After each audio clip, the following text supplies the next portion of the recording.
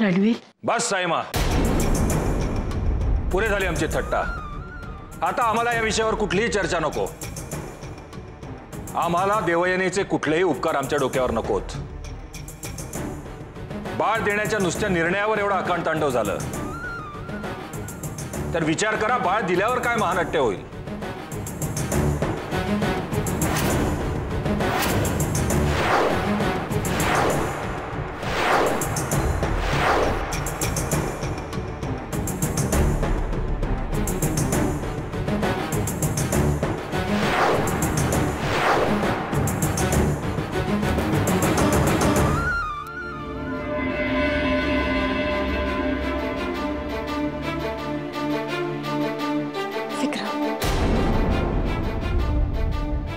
एवढा मोठा निर्णय घेताना आम्हाला विचारावंसं नाही वाटलं तुला? सांग ना, काय ठरवलं होतंस तू? यापुढे आपण एकमेकांच्या बरोबर संसार करायचा, एकमेकांच्या साथीने, आणि तूच मागे फिरलीस। देवयानी तू आमचा विश्वासघात केलास। नाही विक्रम, मी तुझा विश्वासघात नाही केलाय। प्लीज मला समजून घे। मी जे काही केलं ना ते प्रिया वहिनींसाठी आणि आपल्या घरासाठी केलंय। घरासाठी आणि आमच्यासाठी? आमचा विचार नाही करावासा वाटला? घराचं हित लक्षात घेताना आमचं हित नाही बघावंसं वाटलं तुला? सांग ना। विक्रम, त्यावेळीची परिस्थितीच तशी होती, मला दुसरं काहीच सुचलं नाही। प्रिया बहिणींची बाळासाठीची तडफड मला नाही पावली आणि म्हणून मी तो निर्णय घेतला। या सगळ्यामध्ये आमचा विचार सुद्धा करावासा नाही वाटला तुला? सांग ना, का इतरांचं सुख तुला जास्त प्रिय आहे? बरोबर आहे म्हणा, आम्हाला आमच्या बाळाविषयी कुठे प्रेम आहे? आम्ही त्याच्यासाठी जगतच नाही ना। देवानी एक लक्षात ठेव, शेवटी आम्ही तू जे म्हणशील तेच करू, पण तरी सुद्धा त्या बाळावर जेवढा तुझा हक्क आहे ना तेवढाच हक्क आमचाही आहे। आणि आम्हाला विचारल्याशिवाय बाळाच्या बाबतीत तू कुठलाही निर्णय घेऊ शकत नाहीस। तू प्रिया बहिणींची अवस्था पाहिलीस, बाळ होत नाही म्हणून त्यांची काय मनस्थिती झाली याचा विचार केलास? देवयानी, ते बाळ म्हणजे आपल्या प्रेमाचं प्रतीक आहे। आपण दोघांनी पाहिलेलं स्वप्न आहे ते। आपल्या प्रेमाचं प्रतीक माझ्याच पोटात वाढतंय। हा निर्णय घेताना मला काय वाटलं असेल याचा विचार कर ना। मी प्रिया बहिणींना वचन दिलं आणि आता ते नाही मोडू शकणार।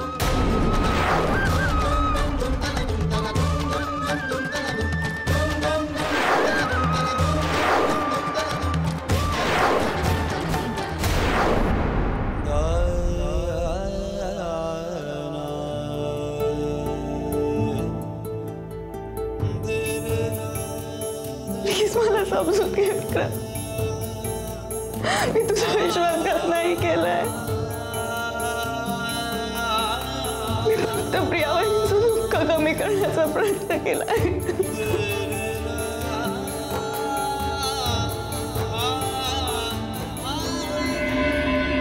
अमोल मॅनेजमेंट करायचं म्हणतोय। अरे वा, गुड। कुठल्या इन्स्टिट्यूटला ऍडमिशन घेतोय?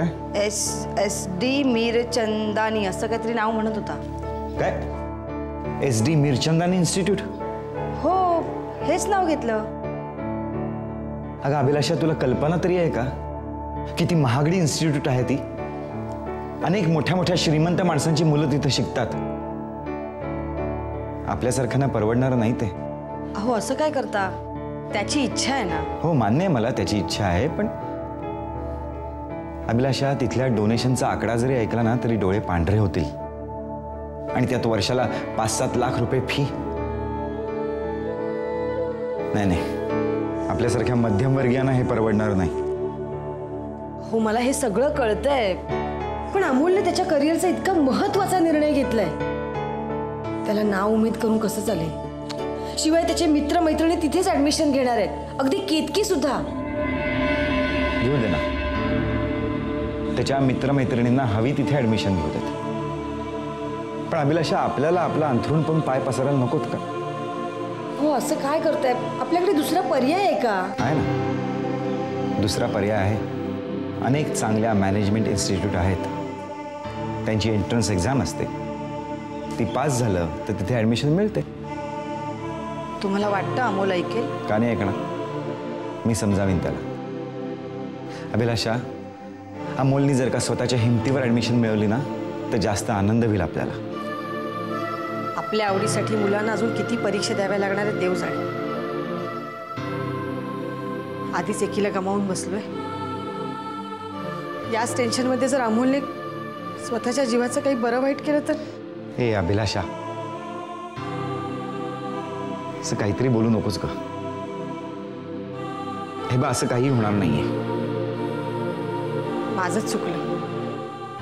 मी उगाच त्याला त्या महागड्या हॉस्टेलवर ठेवलं. तिथे राहिल्यामुळे तो सुद्धा आता श्रीमंत बापाचा लेक असल्यासारखं वागतोय. हे बघ, तू काळजी करू नकोस. मी बोलतो त्याच्याशी, समजावतो मी त्याला. अगं, अमोललाही चांगल्या इन्स्टिट्यूटमध्ये ॲडमिशन मिळू शकते. पण अभिलाषा, हीच योग्य वेळ आहे. अमोलला आपल्या आर्थिक परिस्थितीची आणि या जगातल्या कॉम्पिटिशनची जाणीव करून द्यायची हीच योग्य वेळ आहे. अरे हो, नाही म्हणजे बाहेर काय नाही, नेहमीच. अमोल, मी नंतर फोन करते तुला. बाय. हे बघ, आज ना रात्रीचं जेवण बाहेरनं मागवून घे, ओके? कारण काय माहितीये ना, डॅडी बाहेर गेलेत ना, त्यांना उशीर होणार आहे यायला. मग ते येताना जेवूनच येतात आणि मी पार्टीला चालले, मग जेवण बनवलं नाहीये. ओके, चल बाय. मम्मा, तू कशाला एवढी काळजी करतेस? डोंट वरी, मी माझं बघून घेईन काय ते. जेवायचं असेल तर जेवेन, नाही तर नाही सुद्धा जेवणार. आणि असं काय फरक पडतो मी जेवले काय आणि नाही जेवले काय. तू तुझी पार्टी एन्जॉय कर. बाय. केतकी, केतकी, तू असं इमोशनल ब्लॅकमेल करणं बंद करणार आहेस का जरा आता? तुला काय वाटतं ग, तुझ्या अशा नाटकांपायी आम्ही आमचा निर्णय बदलू? अजिबात नाही. मम्मा, इमोशनल ब्लॅकमेल वगैरे काय? छे, ज्या लोकांना इमोशन्सच नाहीत त्यांना काय ब्लॅकमेल करणार मी. केतकी, तुझ्या वडिलांनी जो काही निर्णय घेतलाय ना तो करेक्ट आहे. तू ऑस्ट्रेलियाला गेल्यानंतर तुझ्यात शिस्त येईल, कळलं? आई वडिलांशी कसं वागायचं, कसं बोलायचं हे कळेल जरा तुला.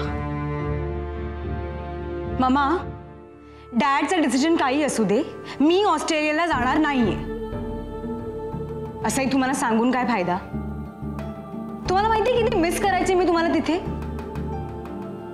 खरं सांग मम्मा, मनापासून एकदा तरी माझी आठवण आली होती का ग? केतकी, तुला कितीदा सांगितलंय ग मी, हे असले बावळटासारखे मूर्खासारखे विचार करणं बंद कर म्हणून. आम्ही बिंडोक आहोत का तुला तिथे पाठवायला? कशासाठी पाठवतोय आम्ही तुला तिथे? तुझ्याच करिअरसाठी ना. समाजात तुझं काहीतरी, तुझी काहीतरी प्रत असावी असं आम्हालाही वाटतं ना. तू मोठी व्हावीस असं आम्हालाही वाटतं, म्हणून पाठवतोय ना तुला तिथे आम्ही. Wow, amazing mumma. काय एक्सक्यूज शोधून काढलीस तू मला घरातून बाहेर काढण्याची. सॉलिड. तुम्ही एक काम का नाही करत? तुम्ही मला सरळ सांग, हे बघ केतकी, तू परत बोर्डिंगला निघून जा. काय ना की आम्हाला आमच्या स्टाईलने आयुष्य जगायची सवय झाली आहे. तू वेगळाच येणार, मध्ये कटकट कटकट करणार, त्याच्यापेक्षा तुला परतच निघ. Shut up, shut up, please shut up. आयुष्य कसं बोलावं हे सुद्धा कळत नाही तुला. जाऊ दे ना, मी माझा वेळ का वाया घालवते तुझ्याशी बोलण्यात?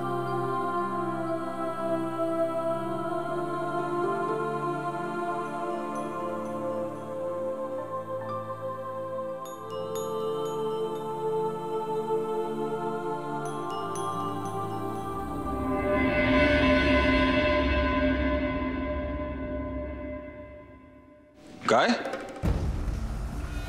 कामाचं कुठपर्यंत आलं? नताशाचा शोध लागला की नाही? अजून नाही? का नाही लागला? लवकरात लवकर तिचा शोध घ्या.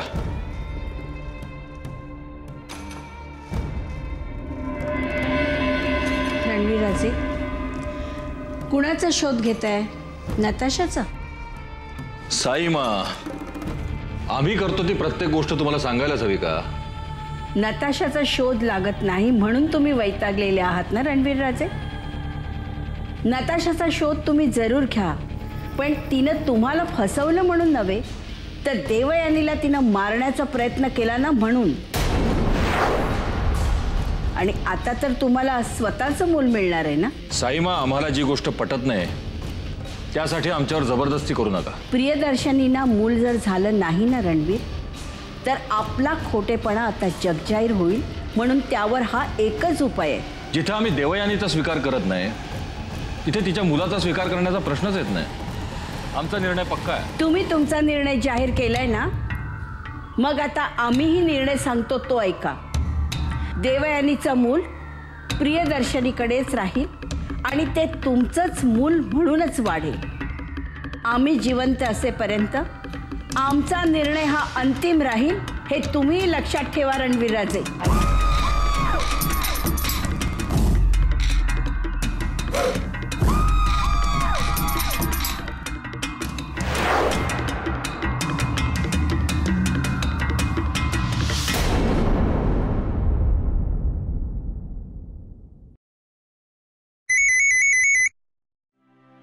हाँ केतकी बोल.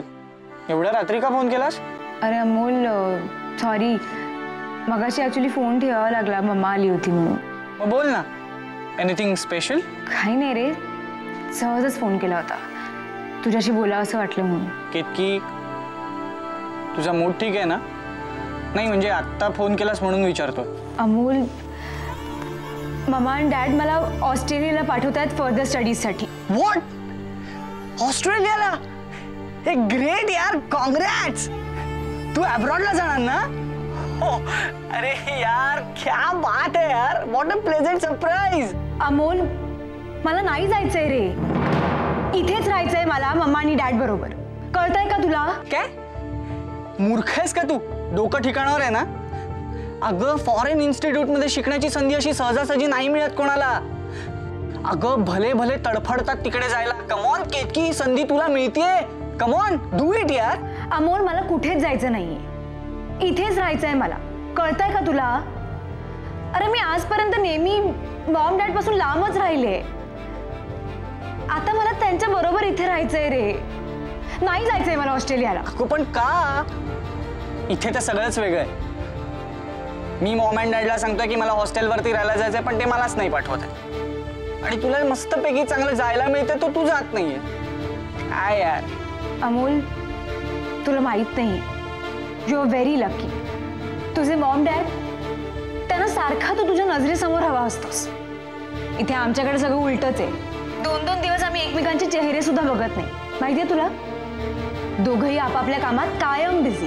केतकी अगं हे सगळं ते तुझ्या करता करतायत ना, आणि ते सतत बिझी असल्यामुळेच तर तू एवढं मस्त लाईफ, एवढी रॉयल लाईफस्टाईल जगतेस. अगं केतकी अशी लाईफस्टाईल आणि असं स्टेटस सहजासहजी नाही मिळत कोणाला. अगं काहीतरी कमवण्याकरता गमवायला लागतंच ना. हे बघ, ते तुझ्या करता हे सगळं करतात म्हणजे तुलाही त्यांचं ऐकलं पाहिजे. ओके, जा ऑस्ट्रेलियाला. हे बघ अमोल, मला काही ऐकायचं नाही. मी ठरवलंय, मी ऑस्ट्रेलियाला जाणार नाही. अगं वेडी आहेस का तू केतकी? काय सारखं तेच तेच बडबडतीयेस? अगं करिअर बघ, करिअर. अगं लाईफ बनेल तुझं तिकडे. डोंट यू अंडरस्टँड यार? तुला सारखं तेच इथे इथे, मी इथे राहून कंटाळलोय. केतकी मूर्खपणा करू नकोस, तू जा तिकडे.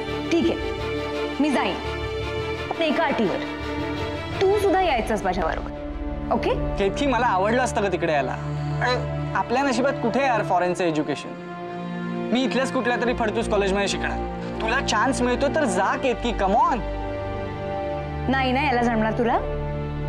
तू सुद्धा ना माझ्या मॉम डॅड सारखाच आहेस. केतकी हे बघ, ओके चिल, रागवू नकोस. एक काम करूया, तू उद्या मला भेट, मग आपण सविस्तर बोलू. ओके? ओके, चल bye. Bye, good night. Good night.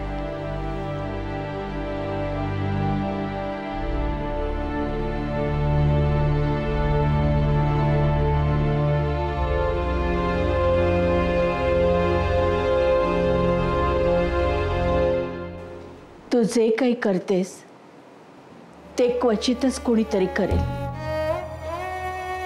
या घरासाठी आणि प्रियदर्शिनींसाठी तू जे काही करायचं ठरवलंयस ते ऐकून तुझ्याबद्दलचा आदर खूप वाढलाय. देवयानी, तू आपल्या आईपणाचं बलिदान देतेस. आम्ही तुला ओळखू शकलो नाही. आम्ही तुझ्याशी जे काही वागलो ना त्यासाठी पुन्हा एकदा माफी मागतो.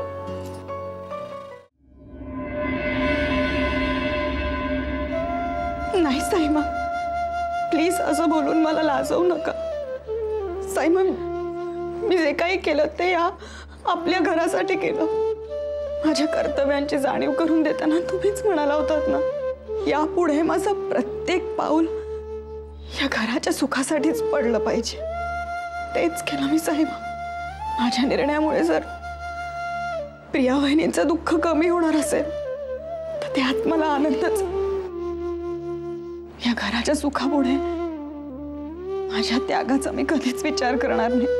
देवयानी, तुझ्या या त्यागाबद्दल आम्ही सदैव तुझे ऋणी राहू.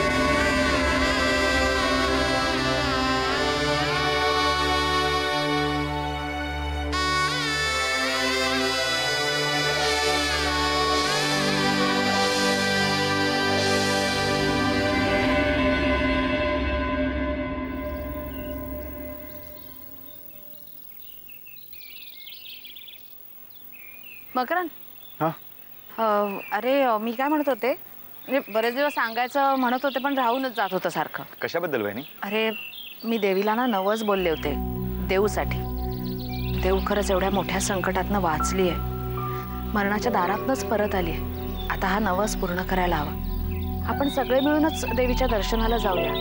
खूप दिवस मनात आहे माझ्या. खरंय, देव त्या अपघातातून वाचली हा खरंच दैवी चमत्कारच म्हणाला आम्हाला. वहिनी, आपण नक्की नवस पूर्ण करूया. तू देऊला विचारलंस का ती येणार आहे का आपल्या बरोबर? मलाही असंच वाटत होतं. हो, पण मग विचारलंस का तू देऊला? हो, मी आणि अभिलाषा गेलो होतो देऊकडे, बोललो तिच्याशी. मग काय म्हणाली ती? कशी आहे ती?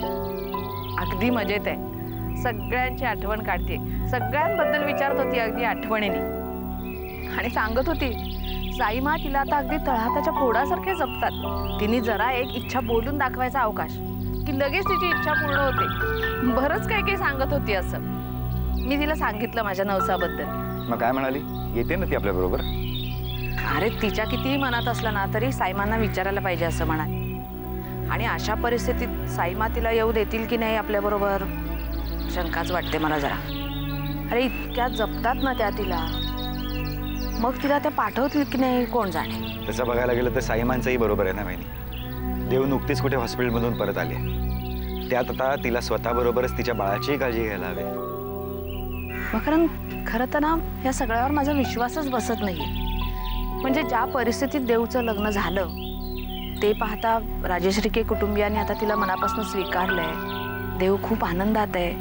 हे सगळं एखाद्या स्वप्नातल्यासारखंच वाटतंय. खरंय, खरंच दैवी चमत्कारच म्हणायला हवा. पण वहिनी, याचं सगळं श्रेय आपल्या देऊला आहे. बघता बघता तिने साईमांचं मन जिंकलं. मला खात्री आहे वहिनी, देवनी जसं एक चांगली मुलगी म्हणून, एक चांगली पत्नी म्हणून आपलं कर्तव्य निभावलंय ना, तसंच आता ती एक चांगली सून म्हणूनही आपलं कर्तव्य निभावेल. विक्रम साहेब कुठे आहेत? ते आपल्या स्टडी रूम मध्ये आहेत, त्यांच्यासाठी कॉपी आहे. ते मिनिट.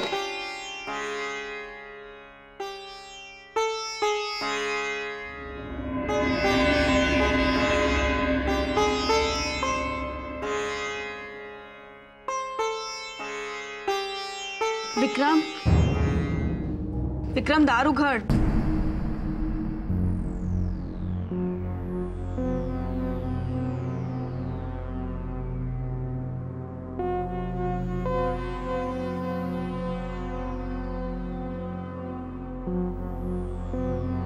विक्रम, हे बघ विक्रम, मला माहितीये तू माझ्यावर चिडलायस. तू बोलणारच नाहीयेस का माझ्याशी?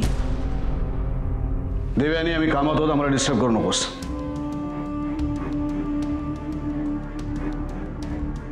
मी नाही डिस्टर्ब करणार. मी कॉफी आणले तुझ्यासाठी, तेवढी पिऊन घे. आम्हाला तुझ्याशी बोलायचं नाहीये.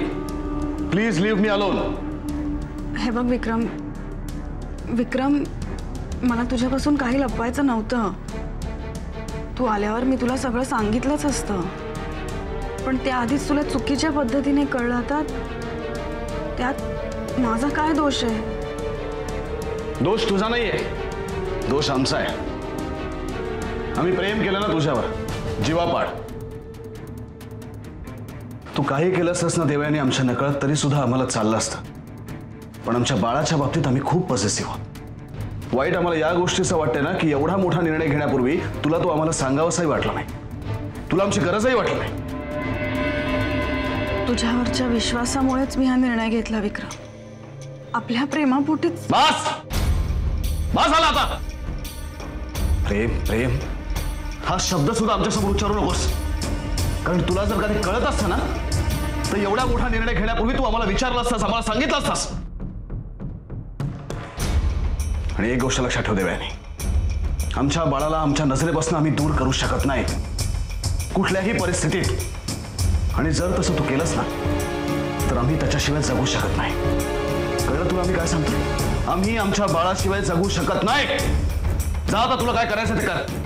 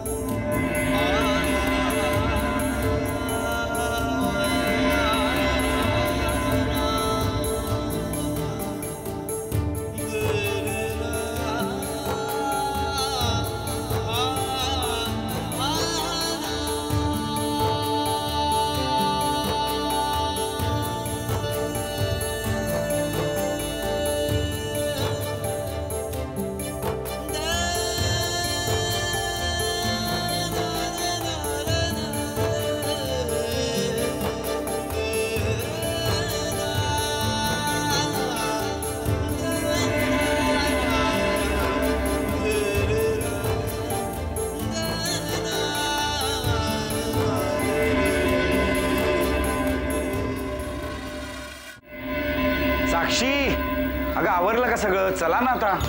आई आणि काकू येतात. आणि अमोल? अमोल बाहेर गेलाय. बाहेर गेलाय? त्याला माहिती होतं ना आपल्याला सगळ्यांना मंदिरात जायचंय म्हणून? हो, पण त्याचा मूड नव्हता. मूड नव्हता? काय झालं मूड नसायला? मला ना ह्या मुलाचं हल्ली काय चाललंय काही कळतच नाहीये. घरात काय चाललंय काय नाही इकडे काही लक्ष नसतं त्याचं. कुठल्या मस्तीत वावरत असतो ना कोणास ठाऊक. लहान आहे का तो आता? घरात त्यांनी लक्ष द्यायला नको? घरातल्या कार्यक्रमांमध्ये त्यांनी पुढाकार घ्यायला नको का? काका, मी सांगितलं त्याला, पण त्याची यायची इच्छाच नव्हती. हल्ली ना अतिशय बेजबाबदारपणे वागायला लागलाय हा मुलगा. काका, त्याच्या आवडत्या इन्स्टिट्यूटमध्ये त्याला ऍडमिशन घेता येणार नाही हे कळल्यापासून जरा अपसेटच असतो रे तो. अगं पण इतर अनेक इन्स्टिट्यूट्स आहेत ना. मॅनेजमेंटचं शिक्षण घेण्याबद्दल मी नाही म्हणतच नाहीये. फक्त एवढ्या महागड्या इन्स्टिट्यूटमध्ये नकोय असंच म्हटलं मी त्याला. काका, पण त्यासाठी तू तुझा मूड एवढा का खराब करून घेतोयस? का चिडतोयस एवढा? अगं चिडू नको तर काय करू? ती महागडी फी भरण्याएवढे पैसे आहेत का आपल्याकडे? हेच मी समजावलं त्याला. इतर अनेक ऑप्शन समोर ठेवले पण हा ऐकायलाच तयार नाही. यू डोंट वरी, मी समजावते त्याला. आता तो थोडा मोठा झालाय, त्याला सगळं कळतं, फक्त थोडा उशीर लागतो इतकंच. चला निघूया. अमोल कुठे आहे? त्याचा मूड नाहीये त्यामुळे तो येणार नाहीये. चला आपण निघूया, आपल्याला उशीर होतोय. चल निघूया. चल.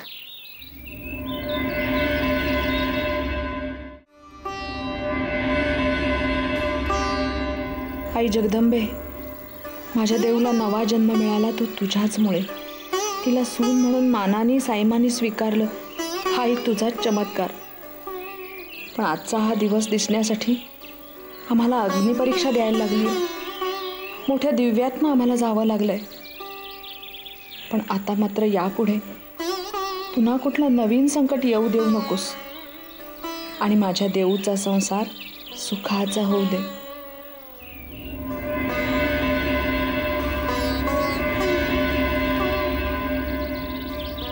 एवढंच मागणं मागते तुझ्या पुढे. जगदंबे, कृपा कर, कृपा कर. खूप मोठ्या संकटापासून देऊला वाचवलंस आणि त्यासाठीच आम्ही आज सगळे तुझ्या दारी आलोत. सगळ्यांना आता सुख लाभू दे. पुन्हा नवीन संकटात अडकून आमची परीक्षा बघू नकोस. सगळ्यांचं भलं होऊ दे एवढंच मागणं मागतो मी तुझ्याकडे. आई, श्रावूला माझ्यापासून हिरावून घेऊन तू माझ्यावर खूप मोठा अन्याय केलास. पण आता मात्र अमोलच्या बाबतीत असं काही होऊ देऊ नकोस. वाईट गोष्टीपासून त्याचं रक्षण कर, एवढंच मागणं मागते.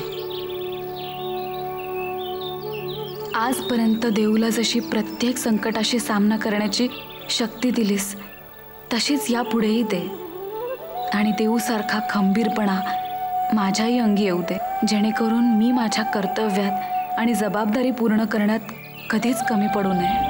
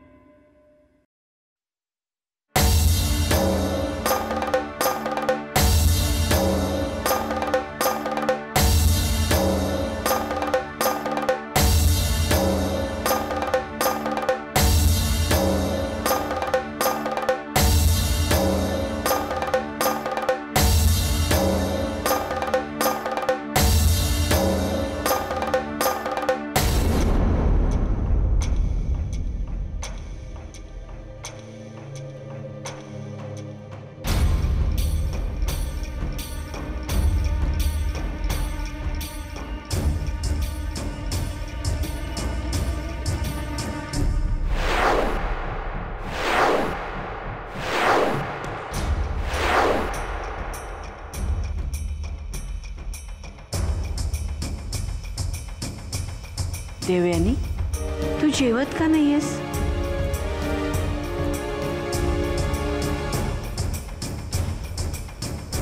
मला भूक नाहीये.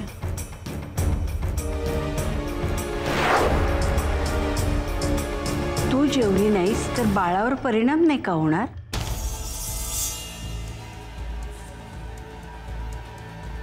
बाळाच्या तब्येतीची काळजी फक्त मीच घ्यायची का?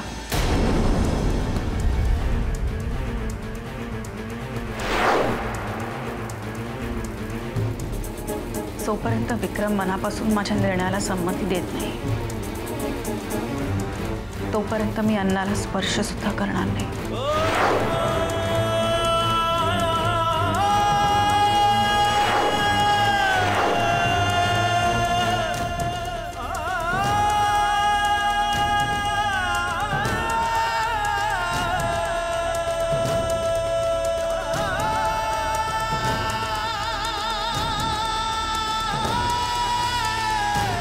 आता बाळाची सगळी जबाबदारी विक्रमवर आहे.